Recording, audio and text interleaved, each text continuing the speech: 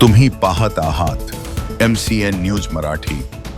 जळगाव जामोद तालुक्यातील मानेगावचे माजी सरपंच तथा प्रगतिशील शेतकरी विश्वासराव पाटील यांनी शेतकऱ्यांना नुकतीच जैन हिल्स जळगाव खान्देश येथे कृषी पंढरीची वारी घडवली। बळीराजाच्या जीवनात विज्ञानाचा प्रकाश पेरण्यासाठी त्यांनी एक पाऊल उचलण्याचं ठरवलं। आपल्या परिसरातील शेतकऱ्यांना फक्त पारंपरिक वाटेवर न ठेवता त्यांनी आधुनिक तंत्रज्ञानाची कास धरावी या उदात्त हेतूने प्रेरित होऊन आपल्या परिसरातील शेतकरी बांधवांना स्वखर्चातून जळगाव खान्देश येथील जैन हिल येथील सायन्स टेकवर्क या हायटेक कृषी महोत्सवाला अद्ययावत तंत्रज्ञानाच्या भव्य कृषी प्रदर्शनाला भेट देण्यासाठी कृषी पंढरीची भेट घडवून आणली।